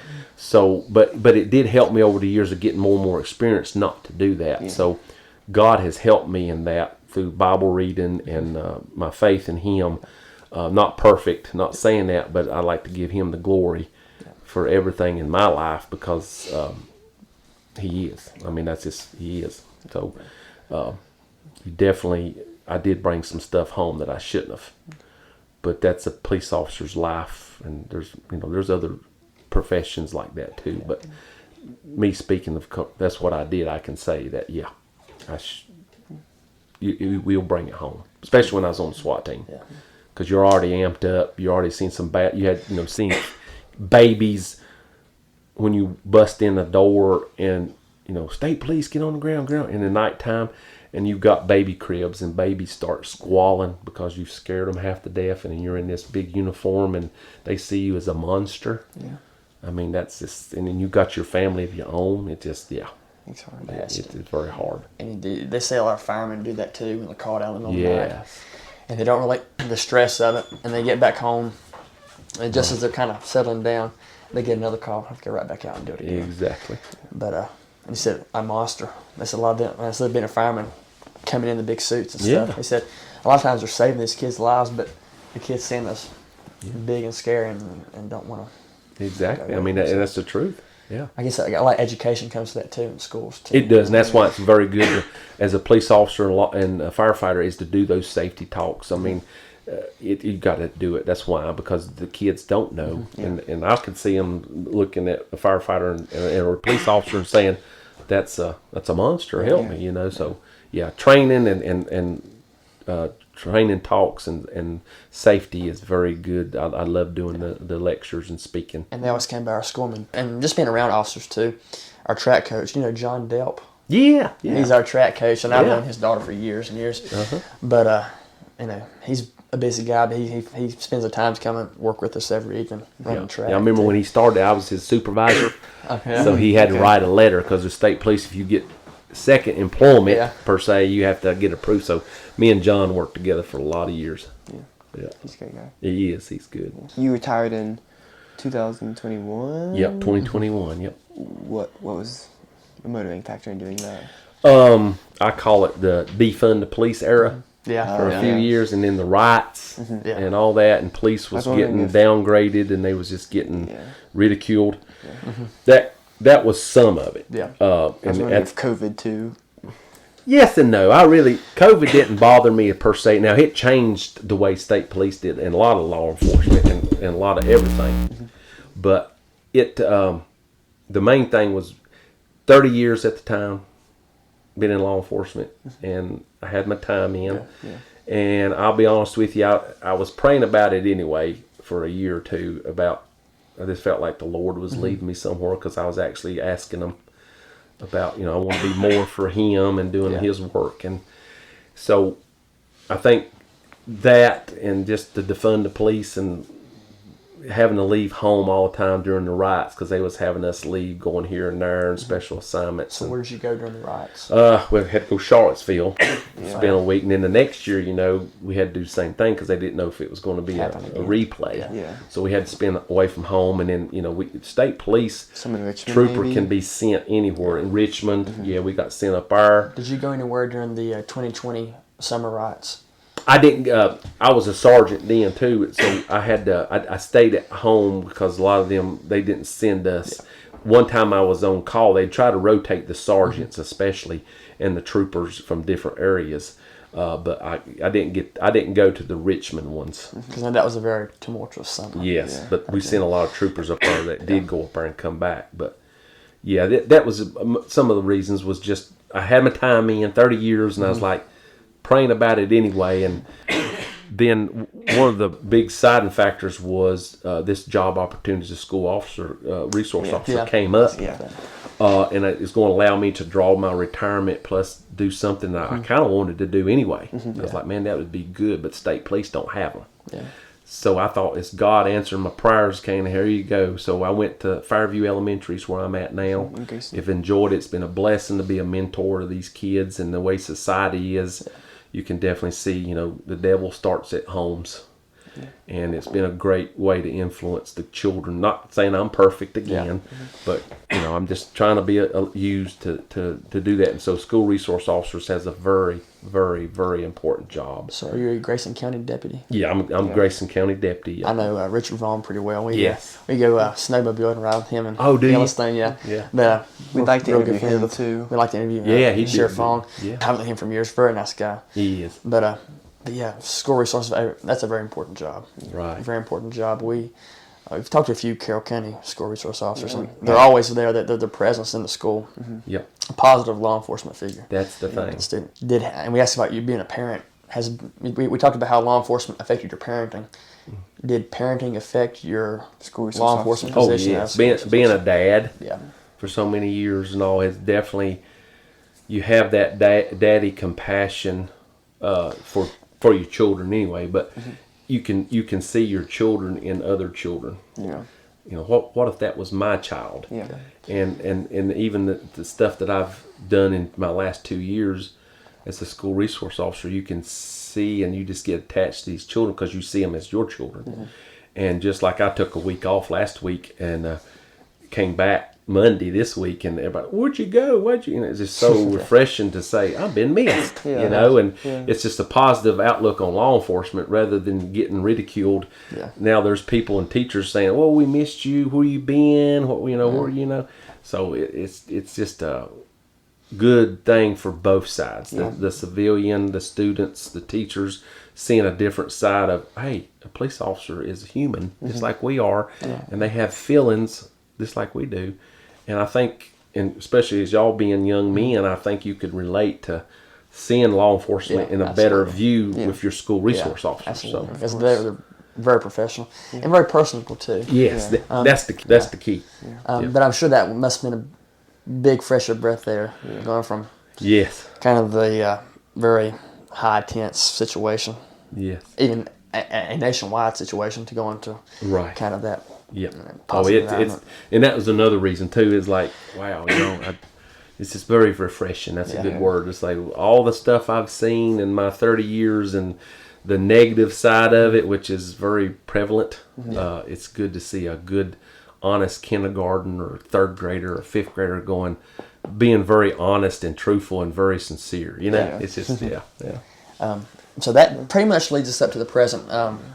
You're running for sheriff of Carroll County. If you can talk about that a little bit. What was the motivating factor for deciding I'm going to run? Years ago, I had thought about it because where I was a Carroll County native and being here all my life, especially in law enforcement, I thought about it. Seeing the other sheriffs before and stuff, and my dealings with the sheriffs that hired me and I worked with. I just something I always would be interested in. Of course, my passion for law enforcement as a kid, it's just, I think it's who God just made me to be. So that was some of the motivation, and others was, I got some phone calls and stuff over the last year and encouraging me. So I prayed about it. I did really do that, and I feel His will guiding me on just running, at least campaigning, give people a choice. So that's some of the major factors that made me, and I protecting the citizens. I'm sure everybody else it's in law enforcement can say that too. But you live, your children live here, getting raised here. Your cousins, your family is basically here. Mine is anyway. They've some of them that's left, but it's just being and already being in law enforcement for 29 years out of my 32 years of law enforcement. It's been here in Carroll County and the Twin Counties. So that's an important factor. I just want to bring my experience and leadership to it. And you've been a law enforcement officer for over 30 years. What was it like transitioning from, and you're still a law enforcement officer, but Right. do you consider yourself to be a politician? No. Or getting into politics? I mean, I didn't think you were. We had some politics class I can remember in school. Never was really interested in government class. That's what it was. And had a good teacher, but it just never was, no. I'm not a politician. But the sheriff is elected official, so I don't like to use the word I'm playing it, because I am not that. What we've talked about up to this point is me. I'm a family man, God first. I'm a family man, and law enforcement is what God's led me to do, and my passion, and my family, of course. That's me. What you see is what you get. If I don't know it, I'll tell you, but I'll try to find you an answer. I won't stop at, hey, I don't know it. You need to ask somebody else. I've learned over the years. I used to be bad for that when I was younger, but I've learned over the years. Number one, you learn yourself. If you don't know the answer, find it out yourself. Now, one of my supervisors in the state police taught me that. Because I'd go to him and say, hey, what's the code section for this? Well, why don't you go look it up? Okay, so I did. And that helped me learn it and put it in my little noggin. But no, I'm not a politician. I'm a law enforcement guy that God's led me to do it. And I'm not saying I'm the only one that's been led. But I'm just saying that's my passion. That's who I am. So I'm being truthful in everything. While I've been campaigning, I'm just trying to be tell the truth, what I know, and why I want to be elected sheriff and what I could bring. And that's just me. Has it been a transition into getting into campaigning? It has, because I've never been involved in it. I've seen it. Being a deputy, you're involved in politics, of course, so I kind of got the feel of it when the other sheriff that hired me was running against the one that won. So it is a little stress, and so that was some involvement. And in the state police, even in the state police, you get some politics. Politics is, that. I'm sure y'all probably know more about it than I do, but because it's got more prevalent, I think. That's all you hear on the news is politics. So I'm just me, and I'm just trying to keep the human side of it. And honestly, no better than nobody else. I know I keep saying that, but I'm just taking my opportunity now that I'm in the limelight, so to speak, to praise God and put Him first, and that's me. And that's this. I just feel good about running, and I want to give people another choice, and I think I can bring some good stuff. Absolutely. And I'm willing to work with anybody and everybody. So it's not Democrat, Republican, Independent.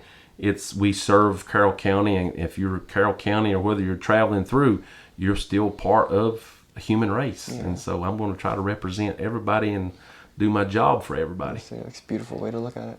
And so, and you're running for sheriff. What do you want to accomplish during your term if you win? I would like to see, my wife was part of what we had, the Chisholm team, which is a critical incident team, stress management for the state police. It was made up of a lot of civilian people and sergeants and troopers. And long story short, it's, stress.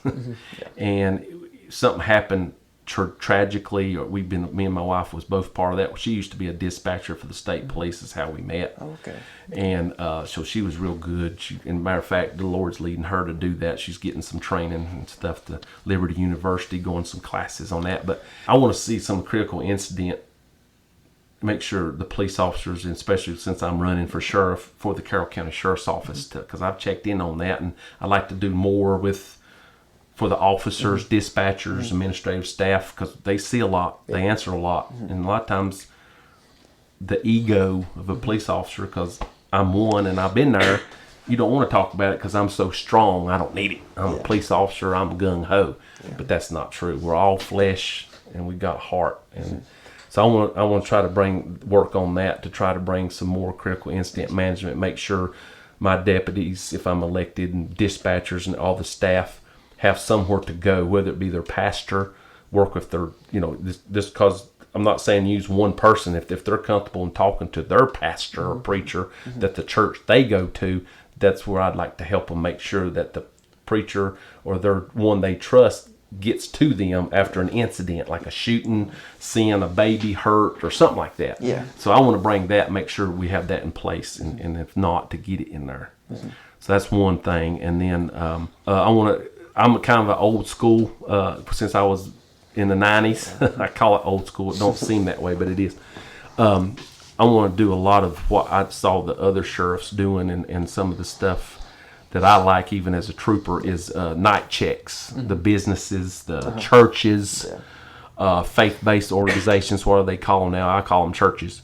And doing that, because a lot of people during my campaign are wanting that, and I like to see that bring back a little bit. Yes, A lot of stuff's changed in law enforcement, so I'm not pointing fingers per se at some stuff, because a lot of stuff's out of control of the sheriffs and chiefs and all that, even the colonel, state police.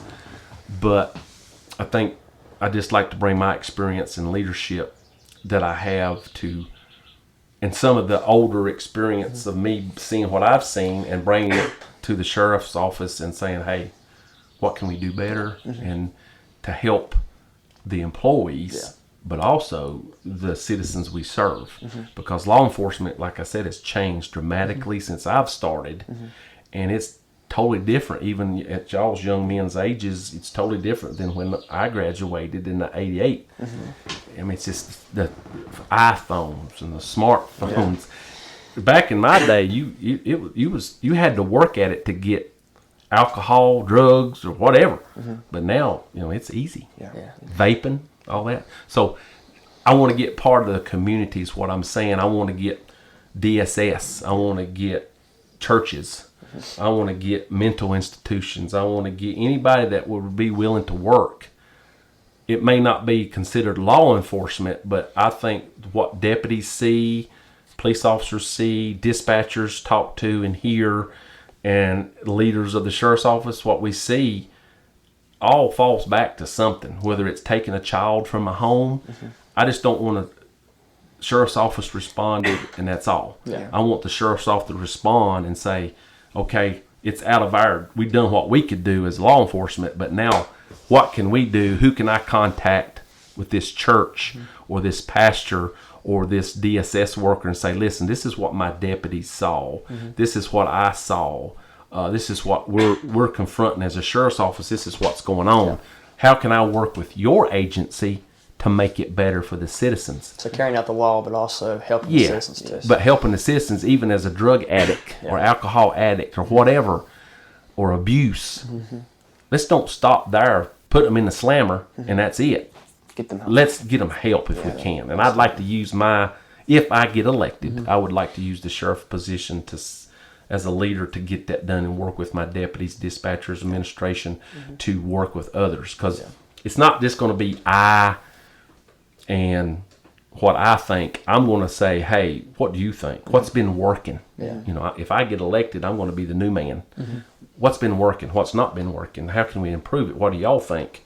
Asking the employees, and then going to other agencies. What did you see that worked? What did you see that didn't? How can we make it better? That's what I'm going to try to concentrate on my first term anyway. So, is there any aspects of the Virginia State Police you would like to bring to the Carroll County? Oh yes, and I've actually heard that from some people with concerns that, well, you're going to make it a state trooper police because you're a trooper, and you know how the reputation of a trooper. Yes and no. I am definitely on the bandwagon of if it's not broke, why fix it? I learned that in my state police career. a lot of supervisors I had, a lot of special assignments that I got to do, hundreds of them across the state.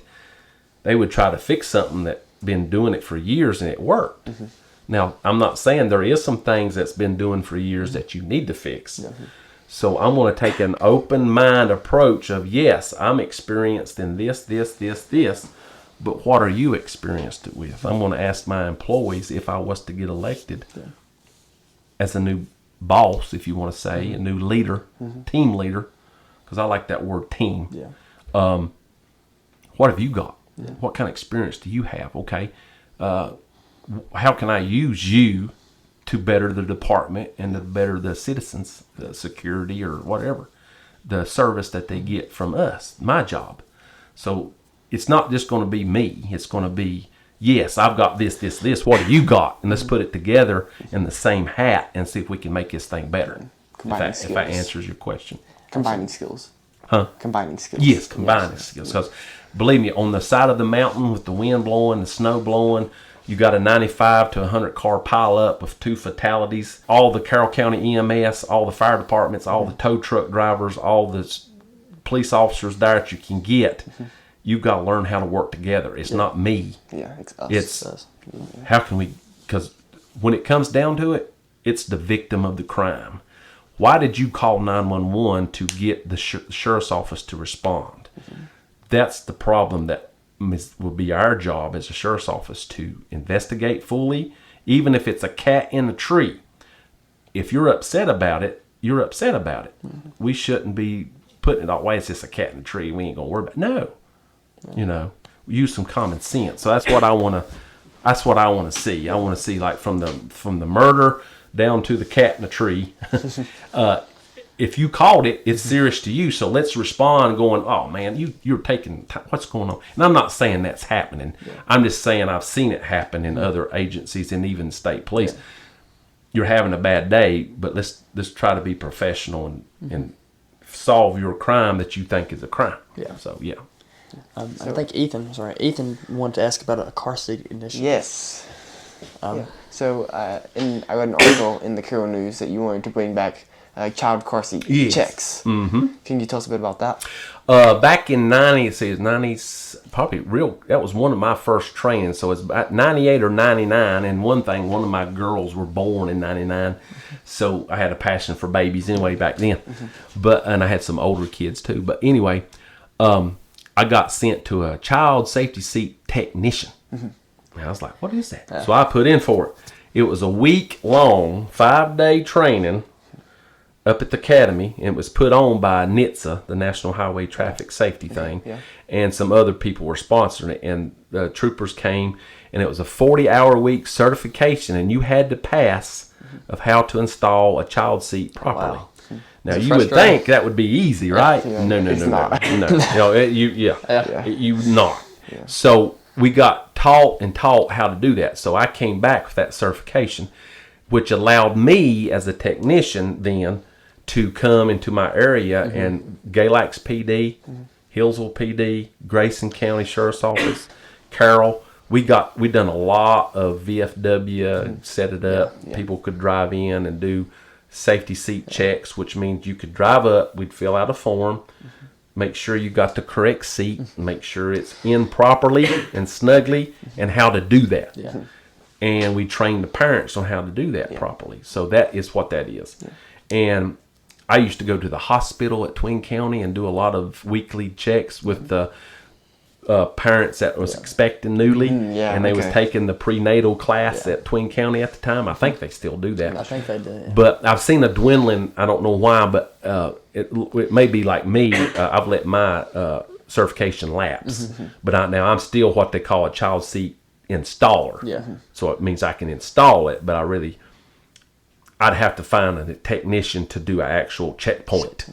Because he's got to be or she's got to be over it. So that's what I mean by that. And I think it's very important because I've seen wrecks, unfortunately, not being installed properly, and the baby, fatality or worse yet, they get maimed too. And then I've seen where you pull up and be like, oh my gosh, ain't nobody going to survive that. And mom and daddy's been taken to the hospital badly injured, and the baby sitting there just smiling like crazy because they was in a child. So it's very important as far as traffic safety. Yeah. So I want to see that brought back with working with other agencies, getting some of the deputies certified so we can do that as an agency, because number one, it's good public relations, but most importantly, it's for the welfare of these babies and our young children and our future. Absolutely, because I know I have a younger sister, and many frustrating moments my parents have had, changing car seats from car to car and having to install it properly because they're tough to deal with and they're not really malleable. So my dad has spent 30 minutes getting the car seat hooked up. But yeah, extremely important. I still get them all the time. People call me even when I'm retired. Hey, Dean, can you come and do a child seat check? Oh, yeah, I'll do it. Yeah. The primaries are coming up June 20th. June the 20th. Do you have any final things you're doing in these last few weeks to prepare for primary date? I have basically, I'm working a few days here and there at the school, and I'm going to try to work, because next week's, of course, the last day also for Grayson County. Okay, yeah. So I'm going to try to work the Monday and Tuesday at least. But basically what I've been doing since May 1st is just coming out in the community, trying to be seen, knock on doors, and just tell people that don't know me who I am and what I'm trying to do and what I'd like to see done, and been getting some good feedback. And so that's basically what I've just been doing, and just God showed me a lot, honestly. I'm not just saying that to get votes or whatever. Actually, that's me, and I've seen a lot of stuff He's learned me over this campaign, and it's been good for me as a person. And it's just, it's good. Well, as we're wrapping up here, Ethan and I, we always ask a series of questions to each person we interview. And mine is, what is your advice for young people just making their way in the world? They graduated high school or college, and they're trying to figure out what they want to do with their life. Well, again, number one is the relationship with God. I got saved when I was 14, and then I strayed because I was a young age in teenage years. I wish I'd have put God first. So that's the first best advice as a older adult that's been through some stuff and made some mistakes, and wish if I'd truly had a relationship. And I'm not saying I'm perfect now, but the last 10 years of my life, I've definitely tried and meditated and went to church and it's a relationship with God. It's not just a going to church on Sunday and living like you want to during the week. And that's the way I did it for a long time, and it's not going to, that relationship. So that's why it's a struggle every day. I mean, it's not just because you're saved, or a lot of people think, and I did too, that, well, I'm saved, I don't have to do nothing and I'm good. No, your problem's just has started because the devil's going to come after you. So that's first and foremost. So please get in church and learn about Jesus and get that relationship. You may not understand it now like I didn't, but once you do, it's the truth. He's the truth, the way, and the life. That's what He says in John. So that's one of the key things I try to live by. Am I perfect? No. So again, I'm saying that. I'm not standing up here like I'm holier than thou, because I'm not. But that's first and foremost, and that's going to lead you to get your schooling. I wish I'd have did that. I'm not the college type. I'm not the book type, but do it. I'll do it, because education does mean a lot, especially if you're going to get in law enforcement. I just had somebody today, matter of fact, when I was door knocking, I call it, a young guy came to the door and said, I want to be a police officer. So I explained to him. He asked me the same thing, and I told him what I tell everybody.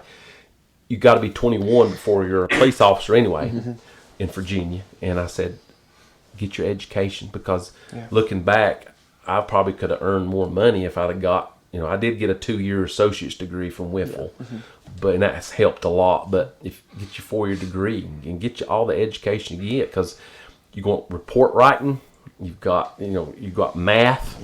So just because you're a police officer, believe me, math and grammar, all that stuff is going to come into play. And actually, like reconstruction accidents, you can get training from the state police. It's a lot of math. That's why I was just a level 1 out of a level 3. But if you're a reconstruction trooper, you get all that math on how to reconstruct an accident. You can use that in your civilian life after you retire. There's a lot of troopers that retired. They're working for insurance agents and stuff, making big money reconstructing accidents. But anyway, that's what I would say. God, and putting Him first, and then get your schooling. And that's some of the stuff that was told to me, but I didn't listen. Yeah. And I had to go down a lot of paths that I probably wouldn't have had to. Yeah. This final question, It's a bit of a doozy. we always ask it, and what's the meaning of life to you? Meaning of life is God. You asked me that 30-some years ago, I probably wouldn't have said that. But God, in getting closer to older like I am, seeing I've already retired from a career that I wanted to, and God blessed me with it. In 30 years, and in 35 years, I've been graduated from high school. So it's getting closer for me. Life has, or my eyes have opened up, and God's truths is really filling my heart. You stay true to Him no matter what, and it's hard. Even when you want to speak, sometimes God tells you to be quiet. Treat people like you want to be treated, just like God says, and that's a good golden rule, as we always heard, and that it's true. Coming from a 52-year-old man to younger people, it is. You may not realize it now, and I'm sure there'll be some that laugh at that, but treat others like you want to be treated, and you'll go far, and it'll make your life easier. Helping others actually help you, even if you're going through a crisis. I've been there. I ain't got time for you. I've got my own problems. Well, if I do this, I can't help myself. But allowing God to use you to help somebody else actually helps your problems. And I'm speaking from the truth on that, because I've been there, done it. So, yeah. Well, Mr. Horton, Thank you. we'd like to thank you for coming on today. It's been a pleasure for us to have you on. It's been a real good time. It's the first time I've done it, so been a good experience. Absolutely. If you ever want to sir. come back on in the future, we'd be happy to have Well, you. you invite me, I'll do it. Thank you. Yeah. Thank you, sir. Maybe in about 5 years or even less than that, we'll see where I'm at then. Yeah, of course, yeah. All right. Thank you. All right, thank you. Thank you. My name is Jeffrey Watson, And I'm Ethan Edwards. and this is the Ridge Podcast. You can find us on Spotify, Apple Podcasts, Pandora, iHeartRadio, YouTube, Instagram, and as well as your favorite podcasting app. Our email is theurigepodcast@gmail.com, and our website is theurigepodcast.com. If you have any questions, please feel free to reach out. Thank you.